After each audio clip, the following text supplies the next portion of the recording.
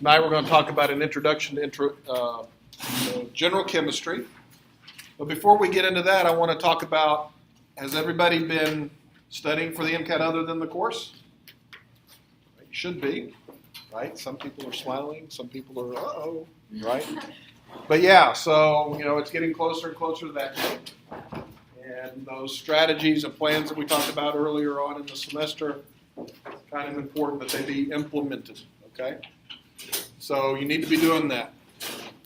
So tonight we're going to talk about some general chemistry topics. We're going to talk about atoms, of course, the starting point of all chemical things that we need to be concerned with. We'll talk about the periodic table, how the periodic table is going to help you. We'll talk a little bit about quantum mechanics. The good news is you don't need to know a whole lot of quantum mechanics for the MCAT exam, but you do need to be familiar with it. Then we're going to talk a little bit about bonding, the different types of bonding that are relevant for at least an MCAT type exam.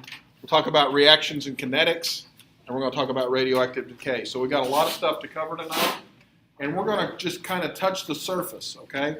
It's not like you're going to be taking your general chemistry class all over again.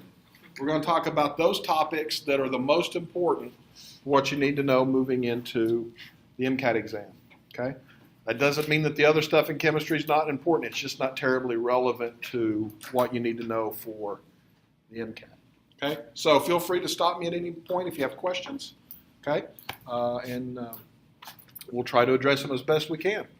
So you all know what an atom is, right? This is the most fundamental thing that we can think of, right? An atom is that smallest component. It makes up the elements, right? We have, for all practical purposes, we just have to consider a nucleus and an electron cloud, right? And that nucleus is made up of protons and neutrons. And of course, the electron cloud is made up of electrons. Where's all the mass in an atom? It's in the nucleus, right? It's the protons and the neutrons that have all the mass. The electrons do have mass, of course, but it's extremely small. And so by and large, we just ignore the mass of an electron, right? And so you can think of an atom like a sphere, okay? With a sphere in the middle and a sphere surrounding that of electrons. This isn't really how it exists, right? But it's a pretty good model that's going to serve us well for the things that we need to know about in terms of these types of exam questions that you'll be getting, okay? So we got to talk a little bit, of course, about the periodic table. Many of you who've taken my classes before have seen this slide, I am sure, okay? We know that an atom, in this case just X, so one of the symbols from the periodic table, right? The correct way to actually write down an atom is to write down, of course, the symbol, some Z and some A, where Z is the atomic number, and A, of course, is the mass number, which is the sum of the protons and the neutrons. You rarely find Z written anywhere, right? This is a formal way that we're supposed to do it. Why is it that Z is quite frequently just not even given? It's because the symbol itself takes care of that, doesn't it? Right? So if we think about an atomic number for hydrogen, the atomic number is 1, and that's the only one that has H. Right? Of course, helium has He, but that's not the same thing, right? So we quite frequently ignore Z, and we have to pay attention to the mass number. Why do we have to pay attention to the mass number?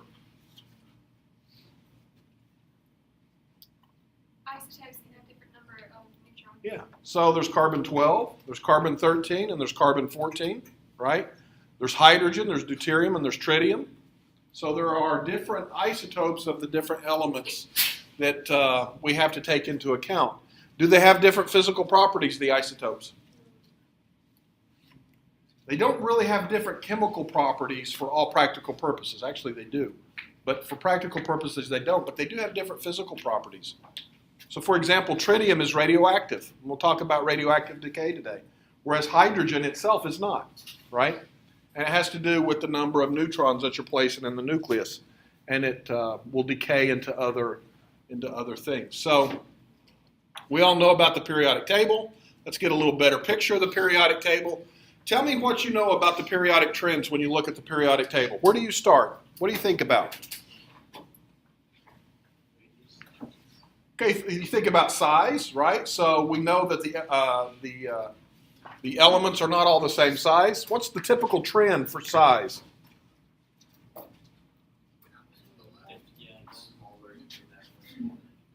Okay, so it depends on what we're talking about, doesn't it? So we've got two different ways in which we can think about the periodic table.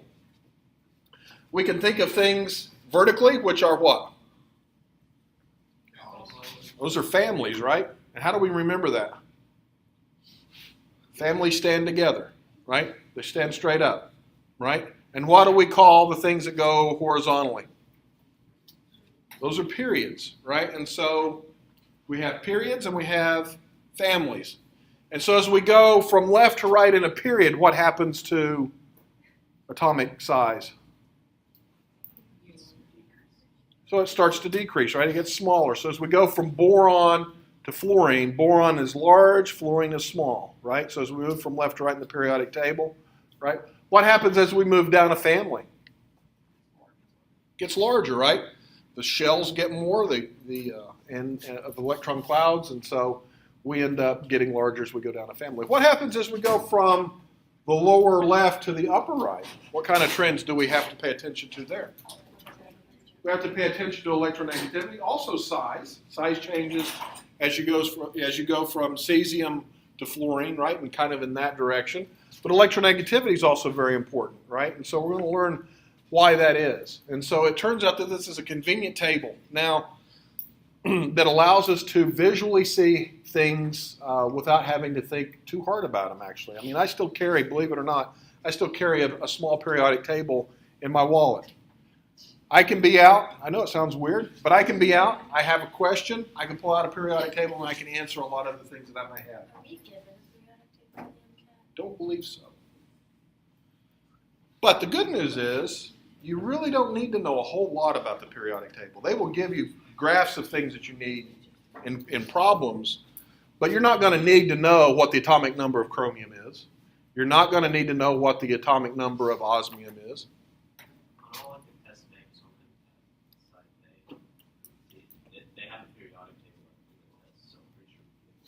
They may give you one. Okay. So, where was I at? Yeah, so let's think about what do we have on the left-hand side? What do we call that first family? This one right there. It's not pointing to hydrogen, it's pointing to the family. What do we call that? Those are the alkali metals. Notice they're called metals, right? So what does that mean? What is a metal? What are the characteristics that make a metal a metal? They're ductile, they're typically shiny, malleable. Pardon? Conductors. They're good conductors of heat and electricity, right? What else? All of those things are a result of the fact that they like to give up their electrons. So are they electropositive or electronegative? They're electropositive. They like to give up their electrons. You don't believe me? Take a chunk of potassium and toss it into water and watch it explode. Right? It likes to give up its electrons and do chemistry. Right? And we'll talk about why that is. What about this one right here, the second family? Yeah, that's the alkaline earth. Not alkali, but alkaline earth, right? Close enough for me there, right? What do we know about them? Are they more reactive or less reactive than the alkali? They're a little less, right? I mean, sodium, if you come up to my lab, I have sodium and I have magnesium up there, right? They're in the same period, different families. Sodium I have to store under mineral oil, okay? Magnesium I've got in just a Ziploc baggie. Why the difference? Is it because the ones in the first column only have to give up less electrons? That's right. They just have to give up one electron to look like their nearest noble gas, right? So if I take a piece of sodium and I take it out of the oil and I cut it, it's nice and shiny, just like magnesium is if it's a nice piece of it. But I can lay both of them on the table, and eventually the sodium will start to bubble as it reacts with the moisture in the air, and it might actually catch on fire, and the magnesium will just stay there. And maybe oxidize over a couple of days or maybe even a couple of months. But the chemistry is quite different as you go from sodium to magnesium.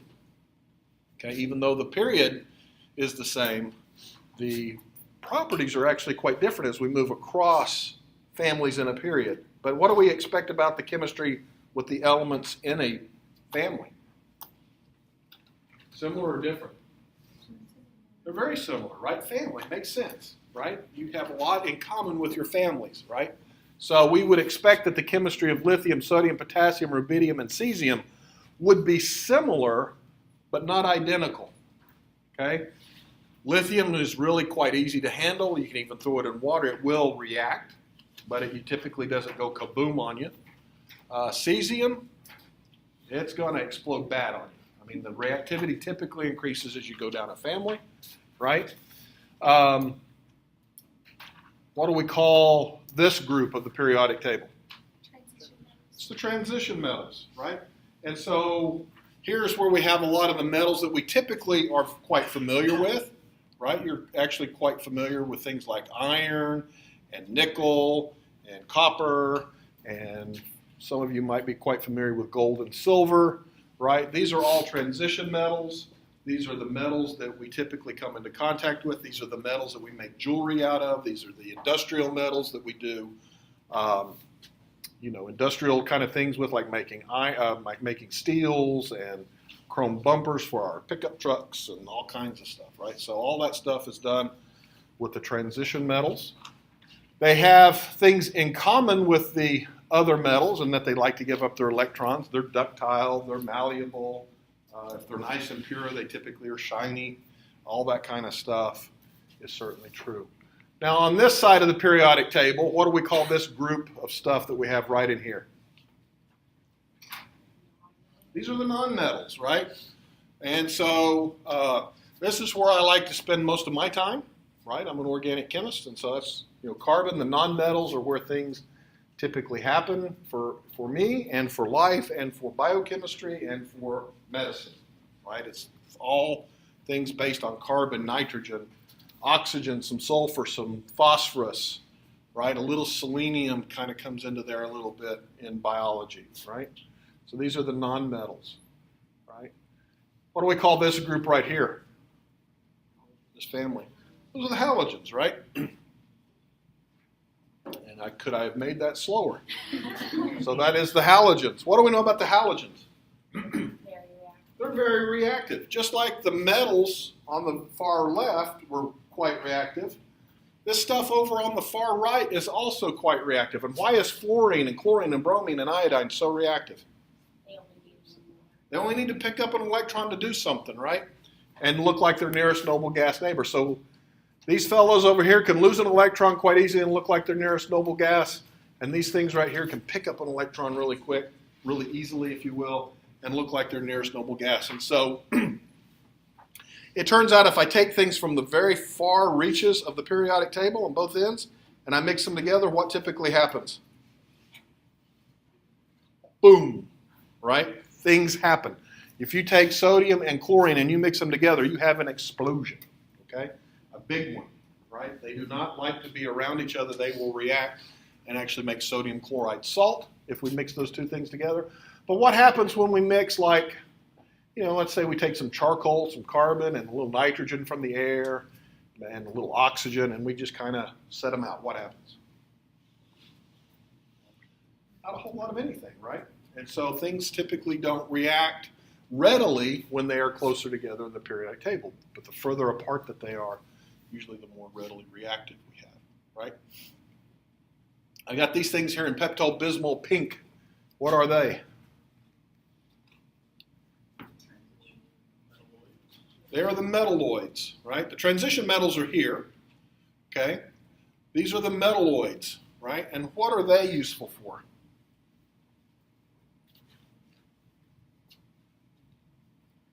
What do you think they're useful for? Boron, and silicon, and germanium, and arsenic, and antimony, and tellurium.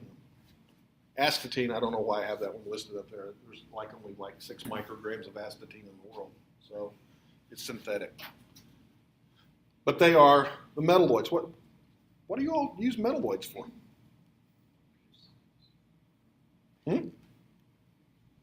Many of you are using the devices right now. These are semiconductors. They're also known as semiconductor materials, right? This is what your cell phones need to work, right? So things like silicon Silicon chips are useful in computers. Germanium, arsenic, antimony. All right, all of these things end up being very useful in the making of semiconductors for computer chips. And so, what does it mean to be a semiconductor? They have properties of nonmetals and metals. They do. They're on that boundary. Under certain conditions, they can conduct electricity. Under other conditions, they will not conduct electricity. And it turns out that that's really, really important for computing. Do you all know how your computers really work? They work by just being either on or off. It's binary, right? Well, semiconductors, I can make them conduct, and I can turn them off and make them insulators. And that's how they work in your devices, okay? And then people who are a lot smarter than me figured out how to make these things really, really tiny so you can fit them in your hand, okay? And we can do a lot of powerful things with them. But these types of things are actually more and more important in medicine than you would probably think, because medicine is now becoming more and more device-driven, right? You can have small cameras now that you swallow, and it goes through the digestive tract, and it communicates with a Bluetooth piece on your phone. So doctors can actually watch on their iPhone as this camera is traveling through your gut, and they charge you $10,000 to do that. Okay, but so these types of things are actually becoming more and more prevalent in the devices that we use in medicine. Okay. So we've just talked about a lot of periodic trends, right? Metals, nonmetals, metalloids, transition metals. And why is it that the trends exist the way that they do? Well, to understand this, we have to understand this thing called Z effective, Z sub EFF. Okay? It stands for the effective nuclear charge. Okay? It's the effective nuclear charge. And it is the charge that is felt by a valence electron. What do I mean by a valence electron? It's on the outermost shell, right? That's what we call the valence band. And that is where all the chemistry occurs. It's not the electrons on the inside that do any real chemistry. It's those electrons that are highest in energy and on the outside, right? And when they feel a lot of charge, are they going to be farther away from the nucleus or closer to the nucleus? If you're a negatively charged thing and you're feeling a lot of positive charges from the nucleus, you're going to tend to be closer to the nucleus, right? And so this all explains the size distribution that we see and the ionization energies and all these types of things that we look at and recognize on the periodic table. Turns out that the effective nuclear charge is simply the atomic number minus the number of non-valence electrons. Okay, it's a pretty simple little equation. You're not going to have to solve that on the MCAT. I seriously doubt it. But I want you to know where that effective nuclear charge number comes from. Okay? Now let's take two atoms that are next to one another on the periodic table. So they're in different families, but they're kind of both on the left-hand side. We've got lithium. Okay? Lithium has 3 protons and 3 electrons. So the first shell, of course, has 2 electrons, and then the valence shell has 1 electron, so it's a 1s2, 2s1. The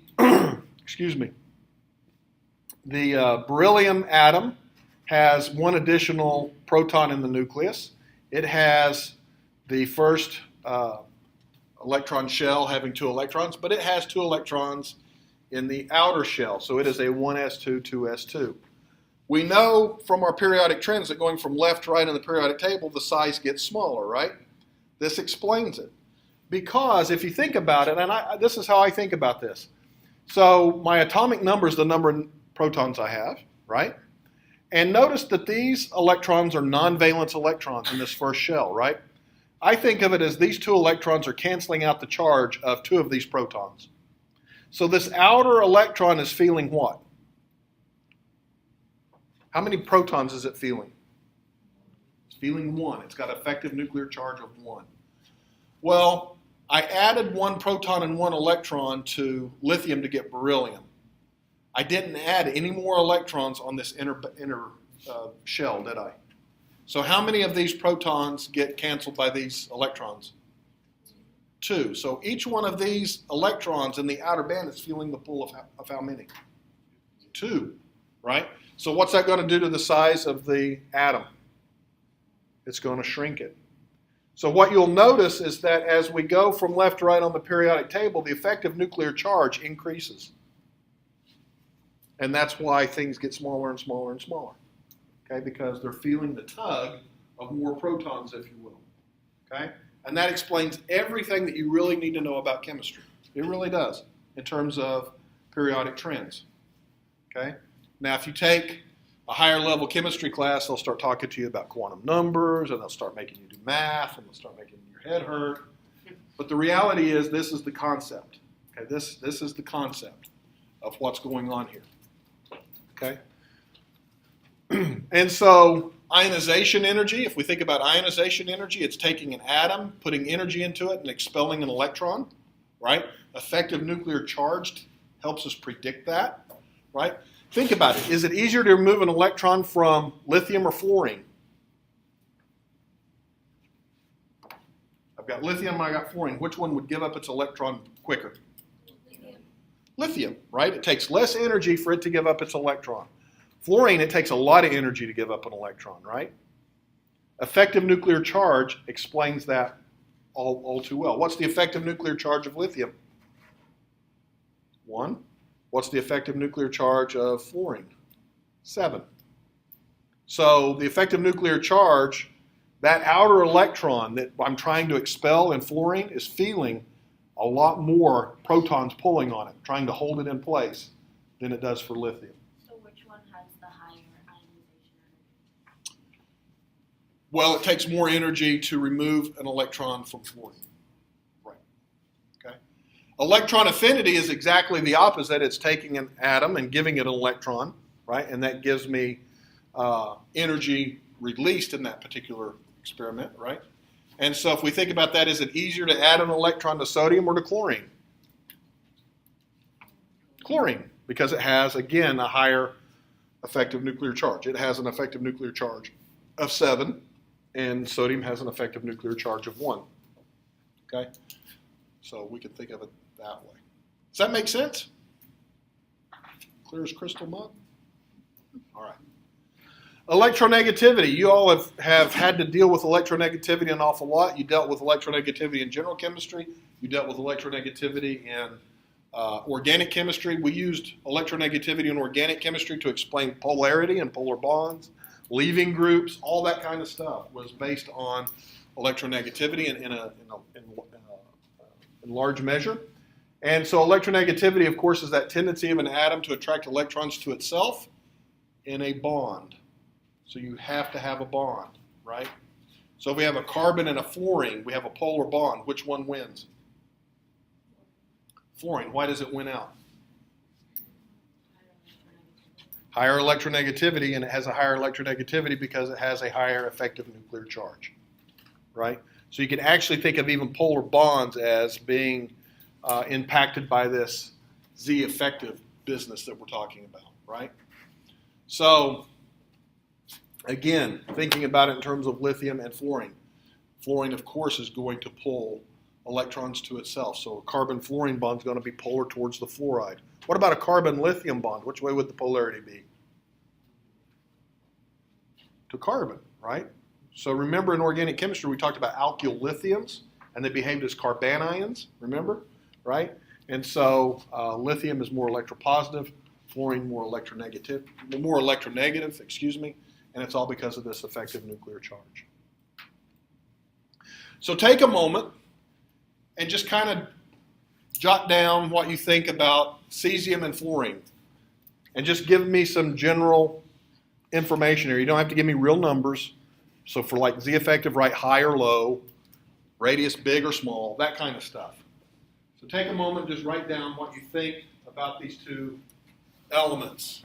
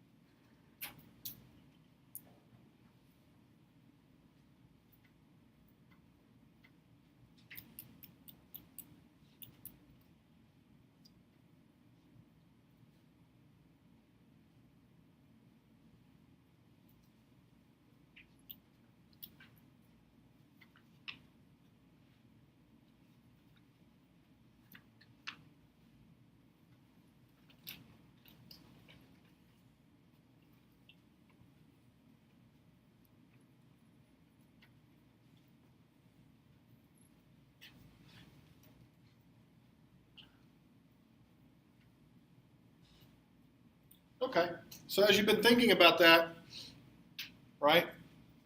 What do we know about cesium? We know it's on the lower left of the periodic table. What do we know about fluorine? It's in the upper right. We know that the effective nuclear charge for cesium is going to be quite low, whereas for fluorine it's going to be quite high. The radius, cesium, as a result, is going to be quite large, right? Those outer electrons in cesium aren't feeling much a tug at all from the nucleus. They can be further away from it, right? Whereas for fluorine, those outer electrons are feeling the tug of 7 protons, right? And so it's going to have a small radius. The ionization potential is going to be low and high. The electron affinity is going to be low and high. The electronegativity, we expect the electronegativity for cesium to be low.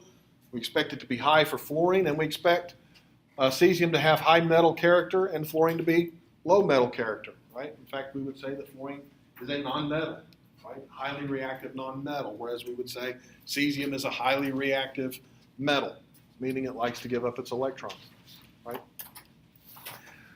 The chemistry part of the MCAT exam is really all about concepts. Okay? Not to say that you're not going to have to actually do a little bit of math in your head or anything like that. But if you understand the concepts, you can eliminate most of the answers and come pretty close with just government math on most of the rest. Okay? So it's if you understand your effective nuclear charge, a lot of the trend information that you need to know, you'll be able to recall. Okay? Quantum mechanics, this is the stuff that makes most people's heads scratch. This is why I didn't become a physical chemist, right? I became an organic chemist because I only got to deal with carbon. I've got to deal with one ball that is a s orbital, and I got to deal with 3 things that look like dumbbells, which are p orbitals. I don't have to worry about too much beyond that, okay? But you need to know a little bit of quantum mechanics for the MCAT, and just a little bit. You need to know the concepts. You need to know that energy is gained or lost in discrete units. If you go from floor 1 to floor 2, that's a discrete amount of energy. You can't go floor 1.5. Okay, so if you go from n equal 1 to n equal 2, that's a discrete packet of energy that it takes to do that. Okay, and it's very important to really understand some of this because it's responsible for a lot of the phenomena that we observe in chemistry. Okay, so for example, spectra, colors, things have color because of quantum mechanics. Okay. There are 4 quantum numbers that are used to describe the energy of an electron. They are N, L, M sub L, and M sub S. Okay? And, in and of itself, that seems kind of pointless, right?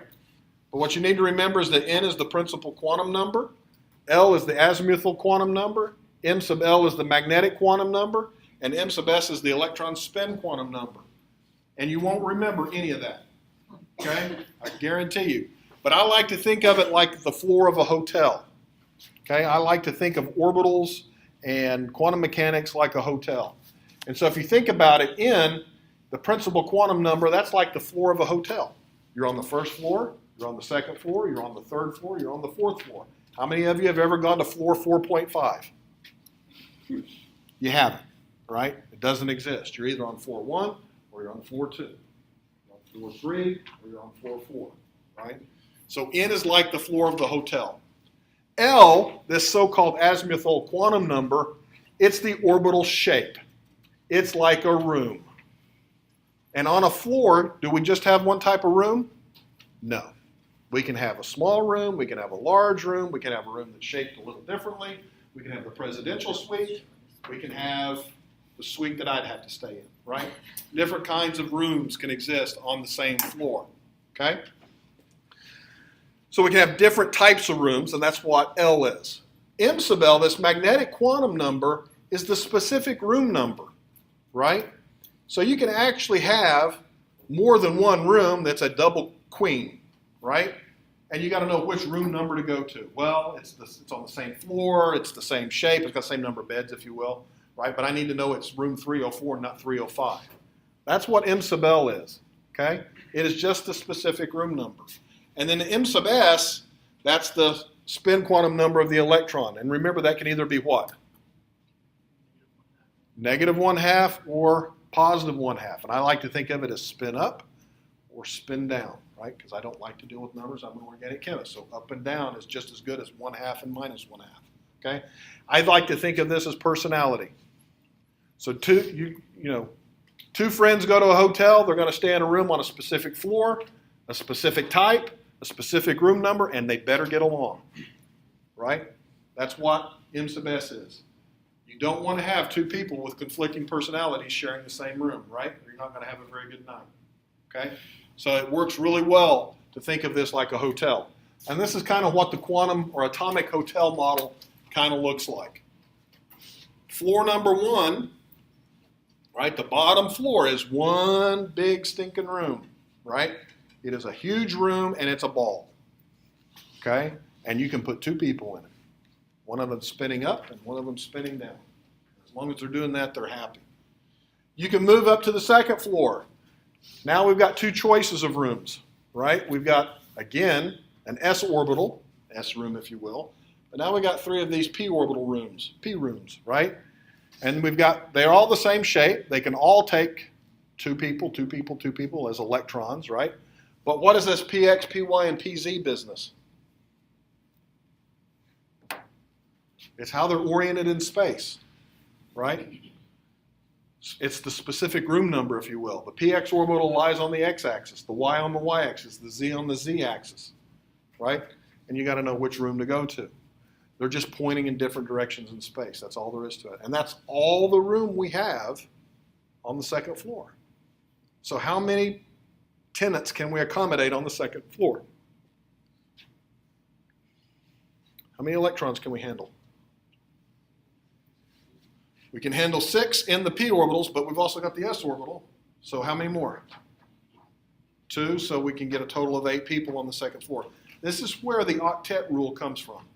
The octet rule comes from principal quantum number equal 2. Okay, and many of you probably learned in high school that when you go to floor 3, you go into an expanded octet.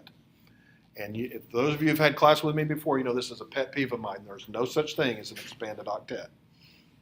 Okay? Expanded means more, and more than 8 is like 9, 10, 11, 12. So I've never understood why we teach that crap to y'all.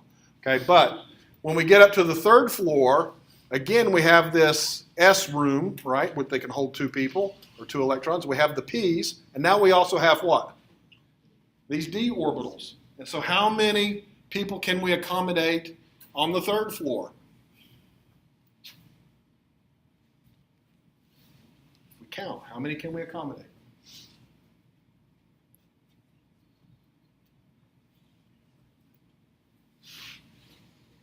There's 9 rooms. Each room can have 2 electrons, so we can accommodate up to 18 electrons, right? 18 is a long way from 8. So I don't know why we ever called it expanded octet, okay? What is this all about, really, the octet, when we talk about the octet? It's about looking electronically like your nearest noble gas, right? Well, on the 2nd floor, or on the 1st floor, that would be helium, right? So on and so forth. So you have a full your hotel room is filled, right? So and that's stable. And think about it. That makes sense, right? If you're a hotel manager, you want your rooms to be full, right? It's good for you, right? So same kind of analogy works here. Okay. So odds are, if I'm a betting person, you're probably not going to have a whole lot dealing with the d orbitals on an MCAT exam, other than maybe being able to identify their shapes, but nothing that's going to really hurt your head too much beyond that.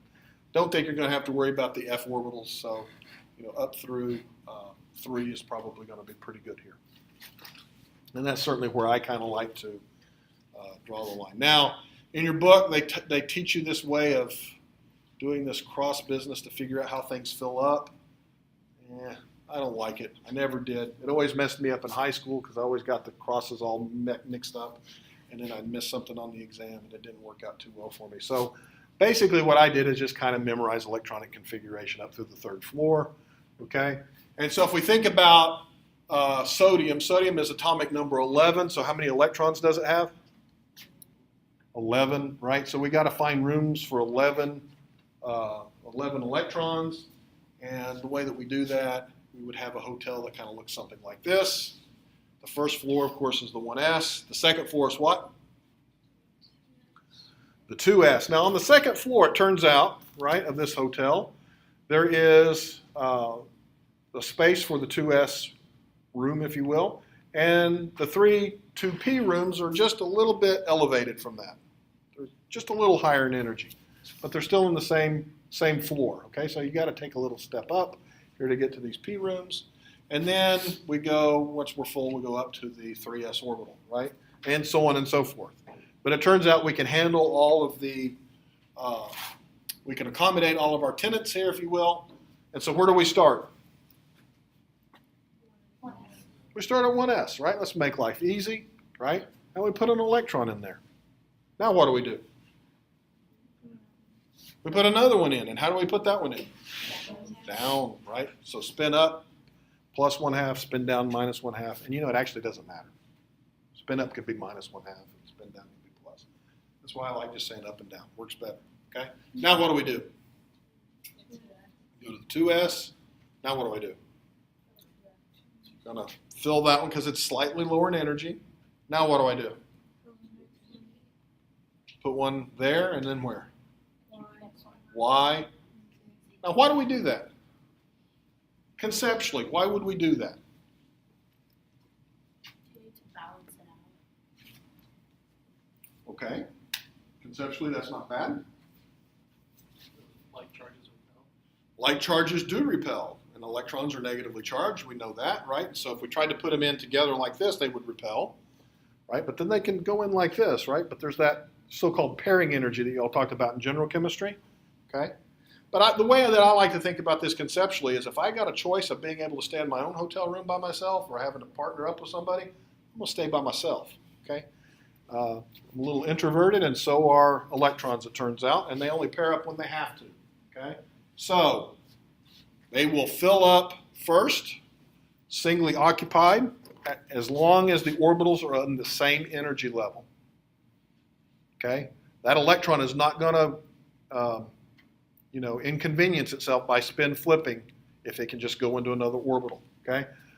But now we have to decide whether we go up to the 3S or if we come back and start pairing up. And it turns out that pairing up is less energy than me having to walk up. So if we think of the hotel as not having an elevator, and I'm on the second floor, and somebody says, well, you can either pair up or you can carry everything up to the third floor. Hey, we're buddying up tonight. I'm not carrying this crap upstairs, okay? So that's what happens with the electrons. They will come in and they will pair up. And then, of course, the last electron is going to stay in a room all by itself. It drew the lucky straw, right? It's got a room all to itself. But that electron is also the most reactive electron, right? That is the valence electron. That's the electron that gets stolen when the electron gets pulled away in a reaction because it's the highest in energy, okay? These electrons that are down here, they're paired up. They're nice and snug in the room. They're going to stay there all night, okay? This electron right here depends on what it comes into contact with, whether or not it's going to do chemistry or not, okay? But that's the highest energy electron. That is the valence electron, okay? And if we give this electron up, we look like a noble gas, okay? So everything is filled. So if you'll look at noble gases, what you'll find is that you'll never have unpaired electrons in a noble gas, right? All the orbitals are completely filled in a noble gas, okay? Now you can draw it out like this and waste a bunch of time, or you can just write 1s2, 2s2, 2p6, 3s1, right? And so we know that sodium valence shell is the third shell with one electron in an s orbital, okay? So let's work through a couple of problems. Which of the following that's listed up there has an unpaired electron in its ground state electronic configuration? Not A. And you bring up a very good point. On the MCAT exam, sometimes it's just as good to know what's not the answer as opposed to what is the answer. Okay? And so you always want to go through a process of elimination based on your chemical common sense. Okay? You got to know that. And how did you know it couldn't be A? It's a noble gas. And noble gases cannot have unpaired electrons in their ground state electronic configuration. So you removed that one. Very good. Which one is the correct answer? Calcium plus. Right? Calcium is in which family? 2. So it would like to give up how many electrons look like its nearest noble gas? 2. And if it was looking like its nearest noble gas, it would have no unpaired electrons, right? So calcium plus must mean that it has 1 unpaired electron. Sodium plus, it looks like it's noble gas. Oxygen, 2 minus, looks like it's nearest noble gas, right? So, question 19. If the position of an electron is known with 100% certainty, okay, which of the following cannot be determined for the same electron? Pardon? What can we eliminate? Mass. Mass ain't going to change. Charge ain't going to change. Velocity. Same quantum number is B, right? Not know the speed and the place it is at the same time. That's right. I can know the position with great certainty, but not the velocity, or vice versa. If I know the velocity with great precision, I can't know the position very well. Okay? It's kind of like watching a car go by really fast if you're standing on the side of a highway. And if I follow it, do you really have a good sense of how fast it's going? If you're watching it go by and you actually follow it, it doesn't look like it's going terribly fast, right? Okay? So you know its position because you know its position very well. It's right there, right? And you don't know how it doesn't seem like it's going really fast. But if I just look at a specific position and I watch a car go by, what does it look like? It's like it's going by really quick. I don't really know too much about its position, right? So it's kind of same thing here. You can know one really well, but not the other. You probably should have heard some of that in physics. Okay. Question 20. When an electron moves from a 2p to a 3s orbital, the atom containing that electron, what?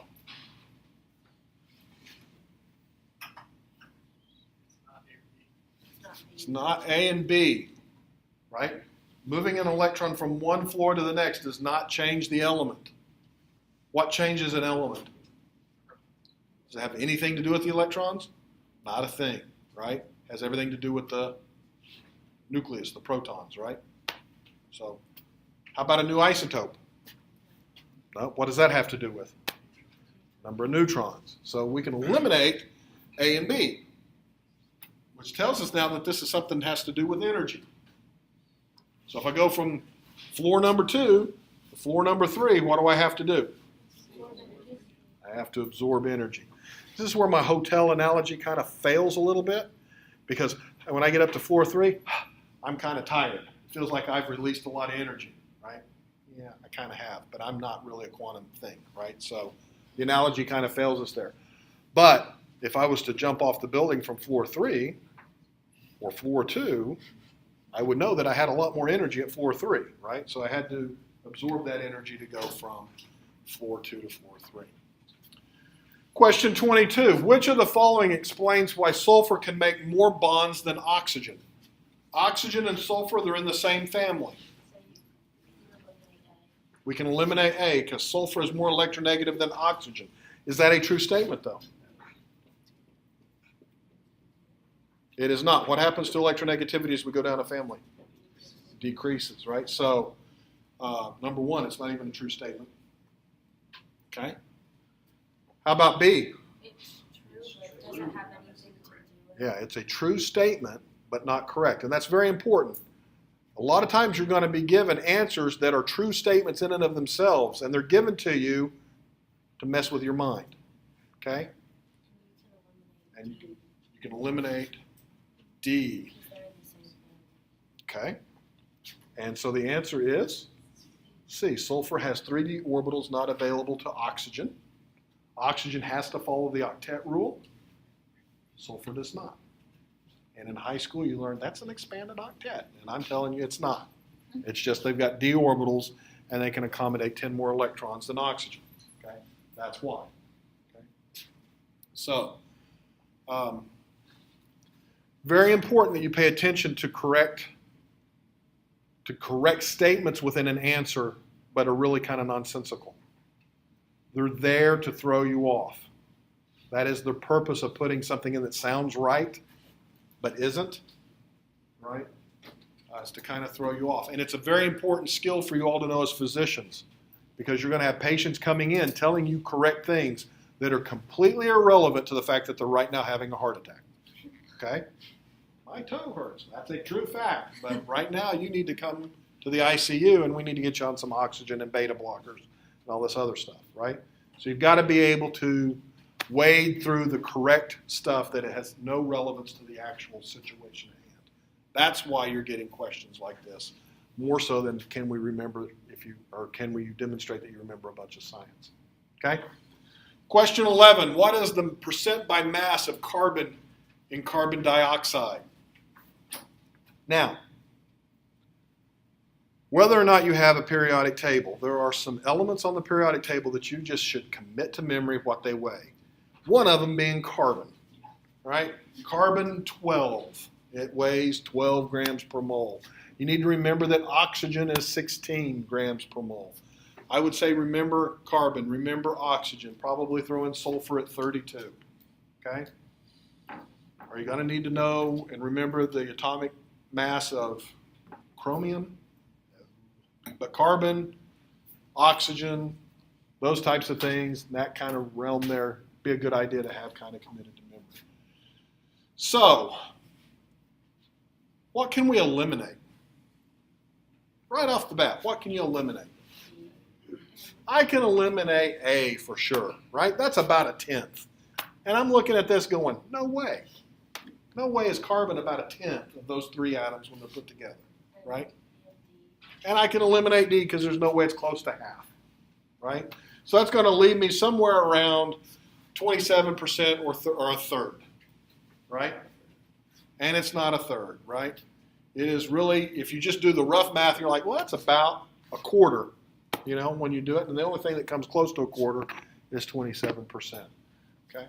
So how many of you, and you don't have to raise your hands, this is just kind of a little question. How many of you, when you see a question like that, though, feel like you want to reach for your calculator? Yep. You want to not be in that situation when you get into the MCAT exam, okay? You can do this math. I promise you. I mean, you've all had at least calculus, for gosh sake. You can do this kind of math, right? I know you can. But you've been, throughout your lives, you've been able to grab devices that help you do the math or the arithmetic, okay? You're not going to have that ability on the MCAT exam, okay? So when you're practicing, when you feel the need to reach for that calculator, slap your hand and say no, okay? And do the math. I don't want you to have that feeling the first day you walk into and take your MCAT exam, because that will throw you off your game, okay? So it's very, very important that you be able to do this rough math in your head, okay? Sulfur dioxide oxidizes in the presence of oxygen gas as shown in the reaction. 2 sulfur dioxides plus oxygen gives 2 SO3s. How many grams of sulfur trioxide are produced when 1 mole of sulfur dioxide is completely oxidized? Please eliminate the 2 for me. A and B. What is the molar mass of anything that's close to 1 gram? Hydrogen atoms. They don't exist in a bottle, right? You can't just have hydrogen atoms, right? You have H2, right, which would be 2 grams per mole, right? So, and why did I say per mole? Because I know I'm oxidizing 1 mole of this. I need to get 1 mole of that, right? These 2 you can eliminate.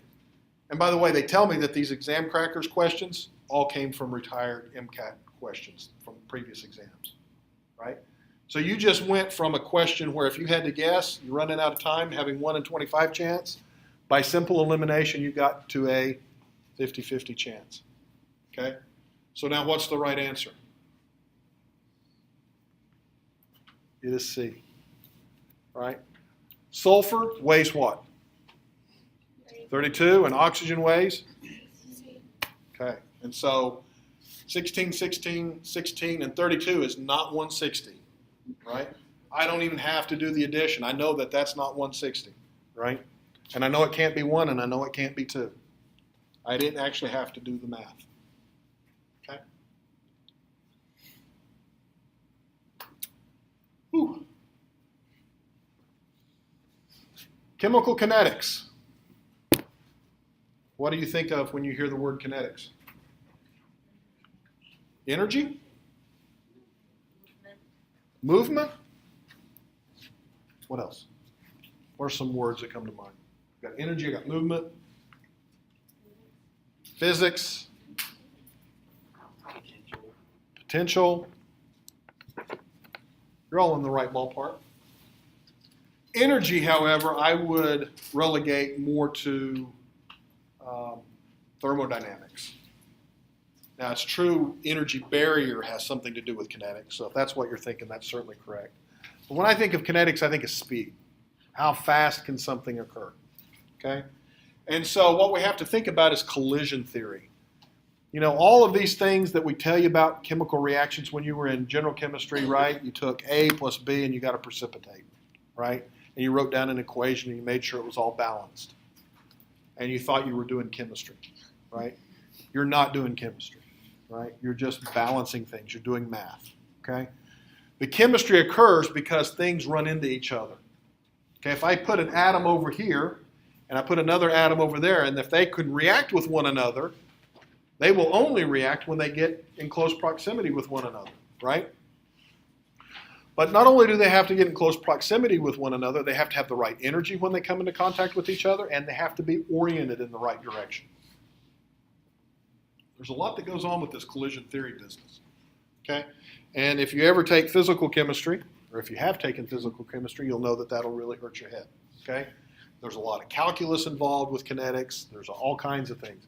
But the concepts are actually quite simple. So if we think about this, where we have these two molecules coming together, they're coming together in the right orientation. That is, the atoms are going to come into contact with one another such that they can react. And they're going to have enough energy when they hit each other to actually get over that energy barrier. And that energy barrier we call what? The energy of activation, right? So if these two atoms come together and they just kind of hit each other, well, maybe they've hit each other in the right orientation, but they don't have enough energy for that reaction to occur. But if all of that happens, then the reaction actually happens. And so what happens here is the two bromines come together, you form bromine and 2 molecules of NO. Okay? And so there has to be a lot of stuff going on for this to happen.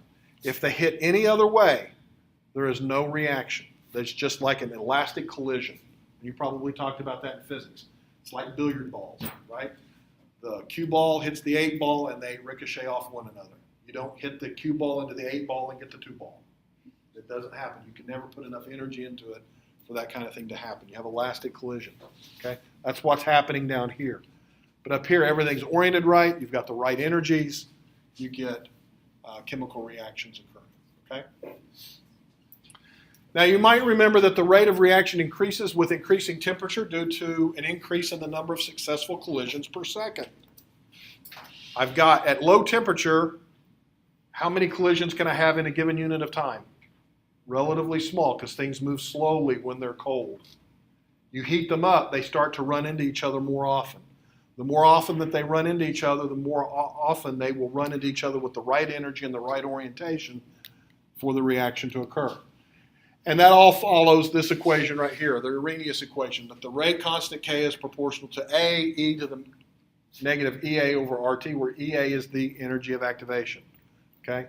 Chances are you're not going to need to solve any of this math. Okay? But you need to know what the concept is. Okay? And so if we think about rate laws, again, we pick on these stupid little reactions, right? So A plus B gives C plus D, right? And the elementary reaction is going to tell us that the rate is proportional to some rate constant K times the concentration of A and the concentration of B raised to the respective stoichiometric values. Right? Does that make sense? Why does that make sense? Other than the fact that we taught you this, why does it make sense conceptually? Why does it make sense that that's what would determine the rate of this reaction? That's what's reacting.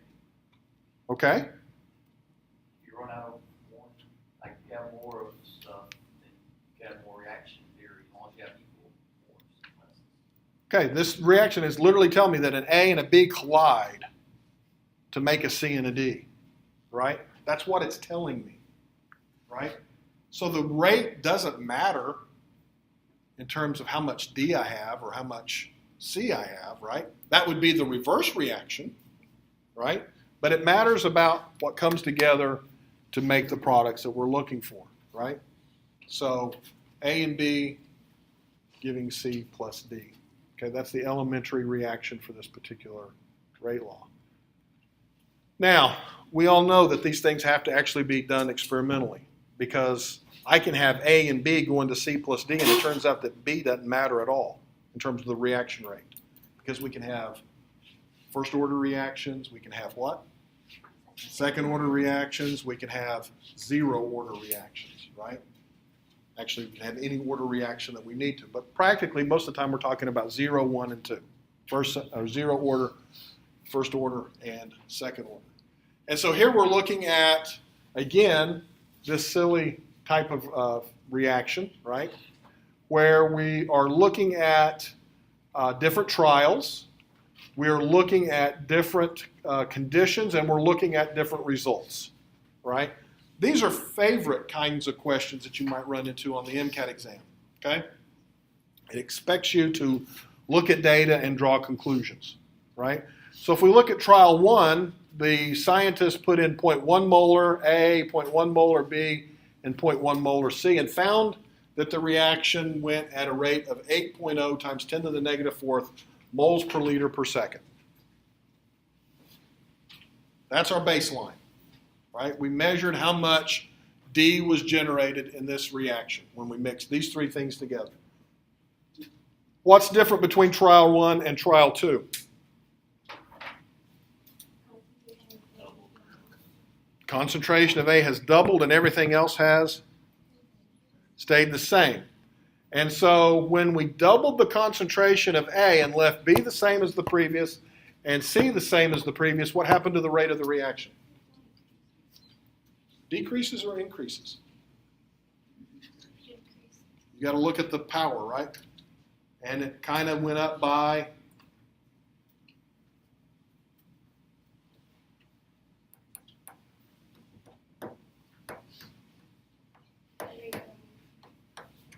concentration doubled. What happened to the rate?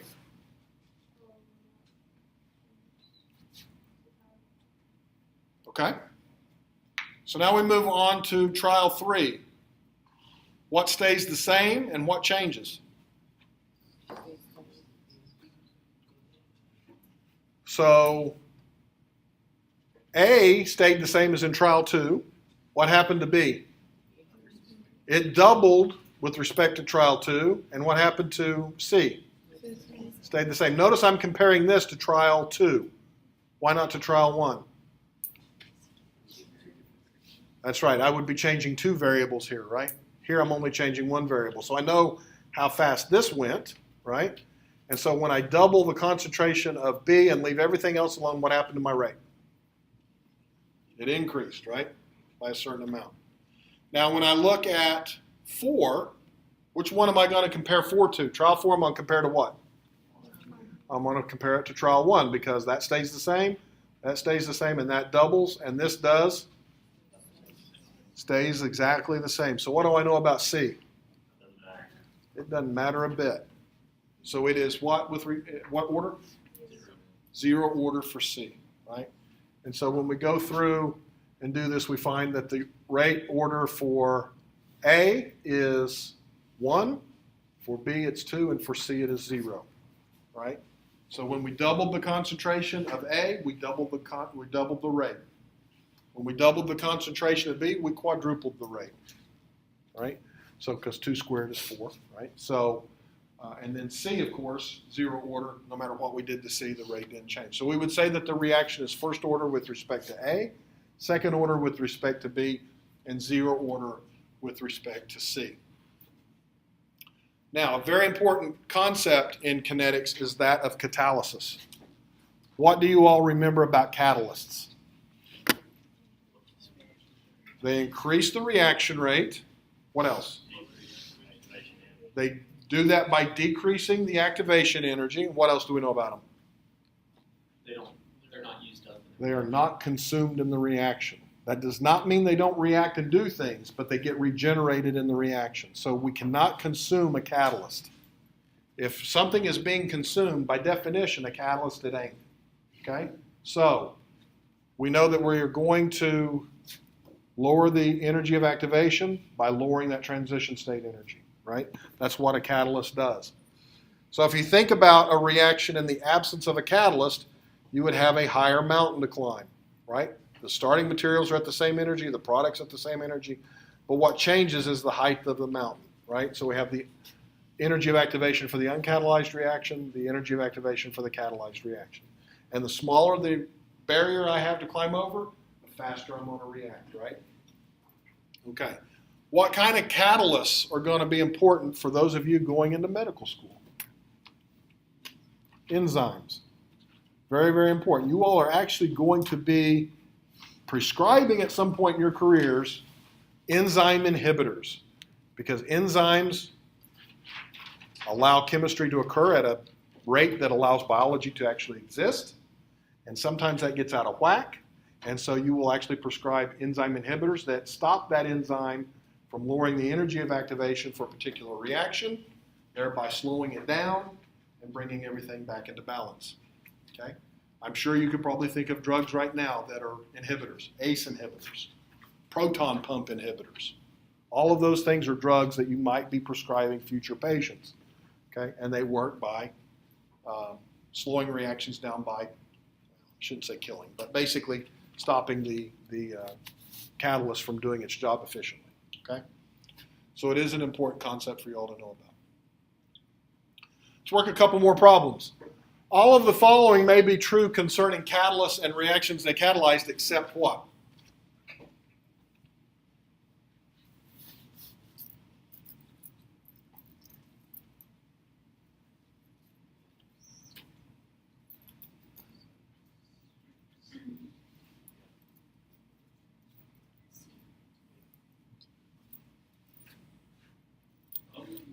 D. Shifting in equilibrium, is that a kinetic thing or a thermodynamic thing? It's a thermodynamic thing. Catalysts do not shift the equilibrium. You all might have learned in biochemistry this thing called steady state approximation, and you might have learned and drawn pictures where it looks like catalysts shift the equilibrium to products. That's nonsense. That's a figment of just how we draw things out. Catalysts will both promote the forward reaction and the reverse reaction equally. Not equally, but I mean, they will both increase the rate of reaction in both directions. Okay? They do not promote the reaction only going in one way. And sometimes we get lazy and we draw it out like A goes to B because of a catalyst. Well, B also goes to A because of the catalyst. But you learned about this thing called steady state approximation, which meant that when B got generated, there was something else that took it and consumed it and used it for something else, and that's why they make it look like the catalyzed reaction goes only in one direction. It doesn't, okay? So don't get confused by that. Question 37, as the temperature is increased in an exothermic gaseous reaction, all of the following increase except what?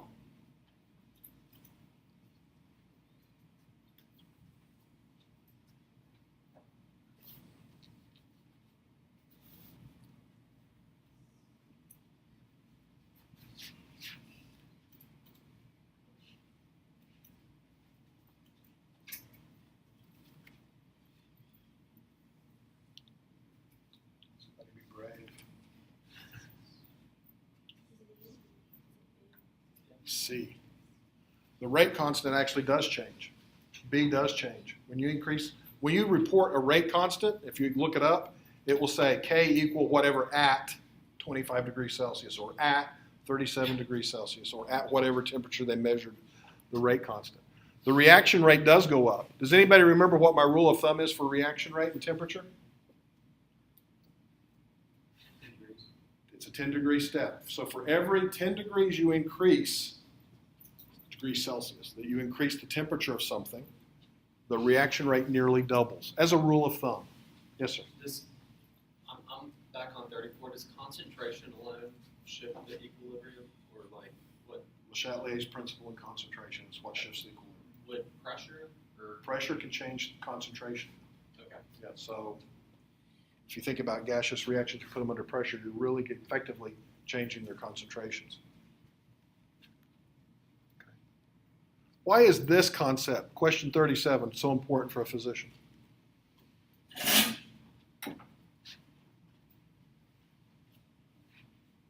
You got somebody my age coming in to the emergency room with 105-degree temperature. What are you worried about? Worried about me dying, right? Why are you worried about me dying? Because all of a sudden my reactions are running really, really fast, right? I am consuming myself really, really quickly. That's what's happening. And what are you going to do? You're going to cool me down, right? You're going to throw me in a bucket of ice, basically, or a tub of ice. You're going to bring that temperature down. Because, you might be sitting there going, well, 105 and, body temperature is 98 point whatever. That's just a few degrees, right? Well, my reaction rates have gone up considerably with just those few degrees of temperature increase, right? My reactions are running out of control. They're making products faster than they should, which means that something else is out of balance. It's not healthy for me, right? So you would probably put me on ice, because at my age, 105 is really bad, right? If I was 6 months old, it wouldn't be so bad, but I'm not anymore, right? What else might you do? What might you tell the nurse to give me? Antipyretic, something like an aspirin. Many things that can lower temperature, right? But you would want to get my temperature down as quickly as possible because my reactions are speeding up and doing things that they shouldn't be doing. Okay? Which of the following expressions is the correct rate law for the reaction?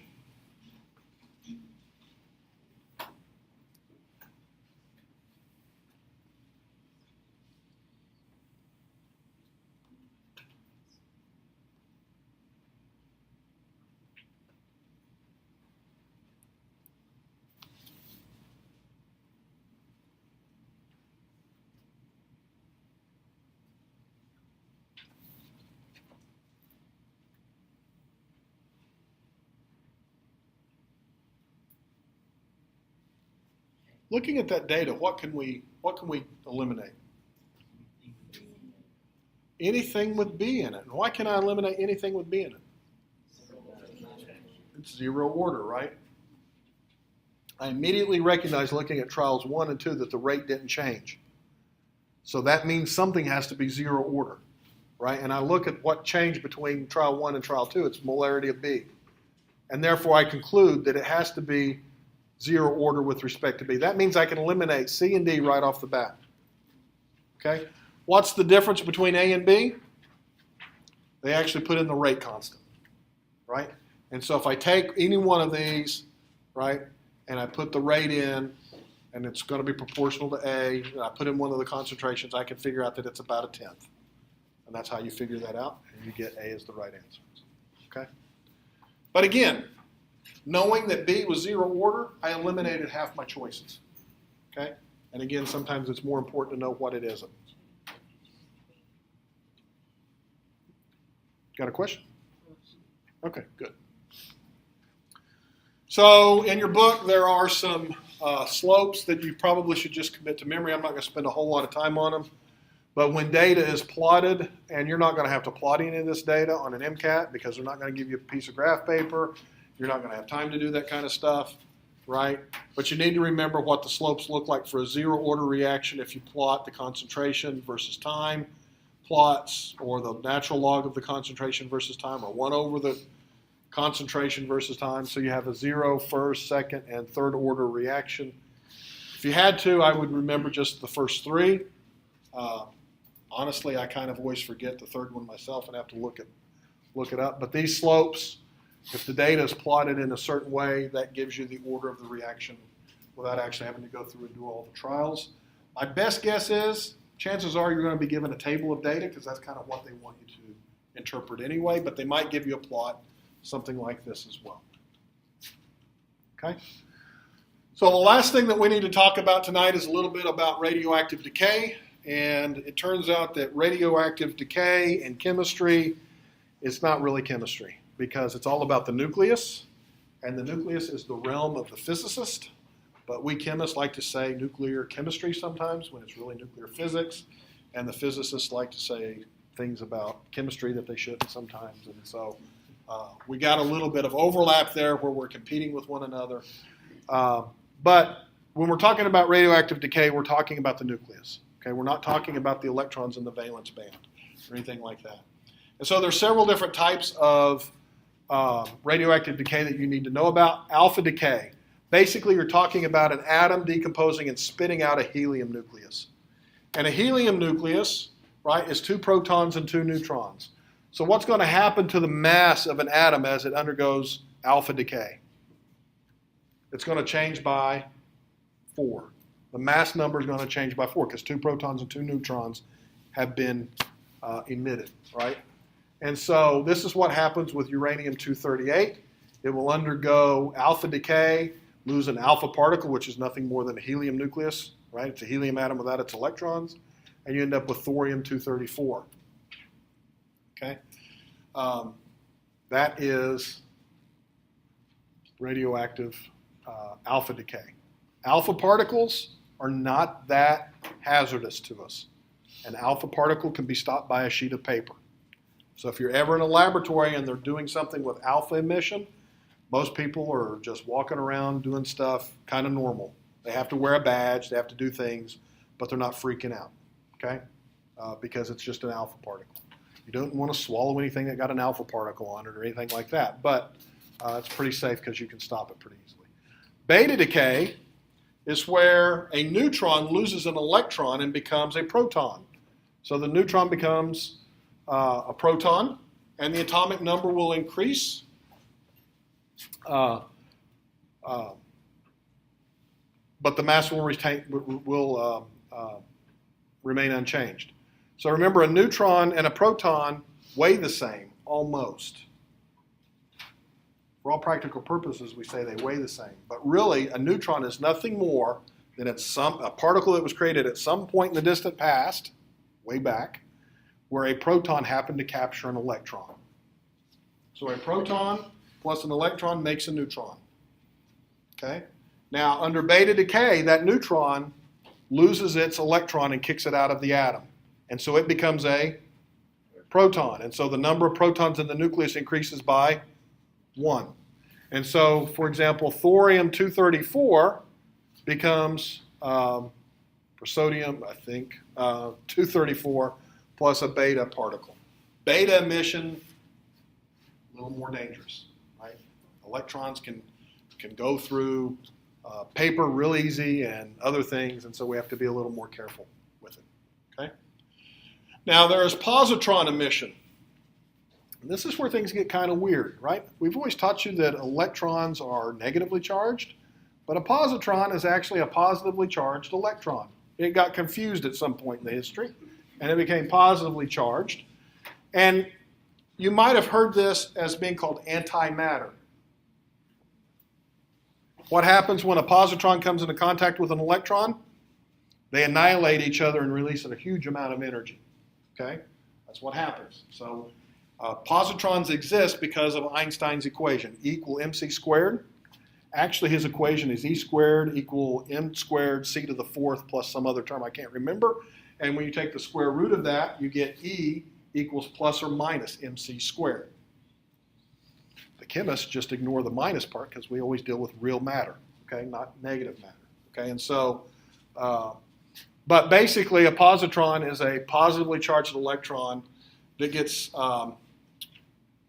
expelled when a proton becomes a neutron. So a proton kicks out a positively charged electron and becomes a neutron. I know this is kind of weird stuff. I mean, it's physicsy, and I'm not a physicist, so I hope I'm explaining it okay. But that's what's happening, okay? And so the atomic number decreases by 1 and the mass remains the same. So sodium-22 loses a positron and becomes neon-22, okay? Now electron capture, okay, this is where a proton captures an electron to become a neutron. Okay, so I've got a proton that's positively charged, I've got an electron, they come into contact with one another, we know that opposite charges attract, right? And this thing releases a lot of energy, okay? And it releases it as gamma ray emission. Okay, what do we know about gamma rays? Healthy for us or not? Not healthy for us at all. This is high energy ionizing radiation. This is what happens when mercury 201 becomes gold 201 upon electron capture and spits out a gamma ray. Okay? So, why are these things important for you all? Why am I wasting my time telling you about, I'm not wasting my time. Why am I spending my time telling you about radioactive decay? Why is it important for you? Next time you're walking down a hospital, look at the little directory and find the place where it says nuclear medicine. Especially if you're at a teaching hospital. There will be a place somewhere in that hospital that says nuclear medicine. What are they talking about? They're talking about using radioactive substances to either A, diagnose disease or treat disease. And it's kind of counterintuitive because I thought radioactive stuff wasn't very good for us, right? And it's not. But it's very useful. Okay? And it turns out that positron emission tomography, PET, is a common way in which you can actually determine certain types of cancers. So if you or a loved one was unfortunate enough to have to undergo PET, they went to a special hospital that could actually administer this, and they actually have a chemist on site that manufactures these things. Okay? They're typically radioactive fluorine, which doesn't exist in nature. They have a cyclotron that actually makes this close by. They actually isolate it real quickly and actually make the drug on site to administer to the patient using little kits and things that they know how to do so they don't screw it up. Okay, but positron emission kind of stuff has a half-life of just a few hours. So I can't order it across the ocean in Europe and have them ship it to me. It would all be decayed by the time it came here. So it has to be made either on-site or really close on-site within just a few hours of treatment. Okay, so if you all decide to go into oncology and do cancer stuff, you all are going to be using things like positron emission tomography. You're going to be using radioactive substances to try to image the cancer tumors. And why is that important? It's important because if a patient has cancer, I don't want to have to cut them open to look to see if there's tumors in there. I let the radiation go through the tissue and come out and let me image it using these imaging devices that we have these days that seem almost miraculous. They can detect low levels of cancer cells these days, almost down to the single cell. It's pretty impressive. But radiation is, we have detectors that are very sensitive. We can detect this at very low concentrations, and so we can give very small concentrations of these highly toxic drugs to patients to figure out whether or not they have cancer. All right, so that's enough on my soapbox. Question 38. This is, again, a concepts type question. We have a container that holds a pure sample of some compound called X, and it's shown at t equals 0 here, so time equals 0. Okay? Compound X undergoes some sort of first order reaction to form compound Y. The same container is shown at t equals 15. Okay, 15 minutes. So compound X is shown as the white circles, and compound Y is shown as the black circles. If the rate of the reverse reaction is negligible, which of the following might represent the container at t equals 30 minutes?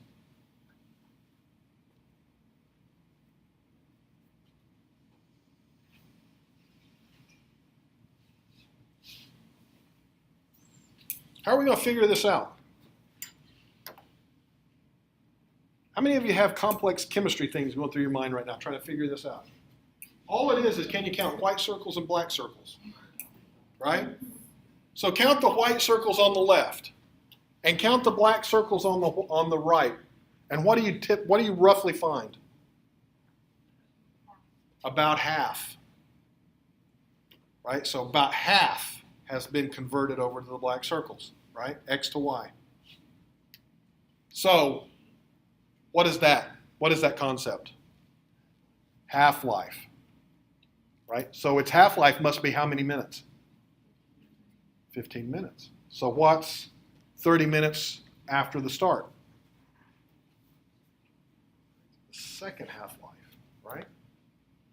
So which one would be the right answer? It is C. All you got to do is count the white circles and figure that about half of those are going to be converted into blacks, and there you go, right? And if you look at it, we can eliminate two of them right off the bat. I can eliminate B and D just like that. All of them here are black circles. That's not a second half-life, right? Here, I've got just a very few of these open white circles. Can't be that. I know I've gone through a second half-life. Only half of the remaining white circles can be converted into the black circles, okay? The concept, again, is half-life, okay? I know for those of you who took organic chemistry with me, I told you that concepts are everything, and it really is true. If you know your concepts, you can eliminate most of the ridiculous answers and come down and have a pretty good chance of getting the right one if you had to guess. Okay? So, that is it for tonight. Is everybody signed in? Who's got the sheet? You've got the sheet?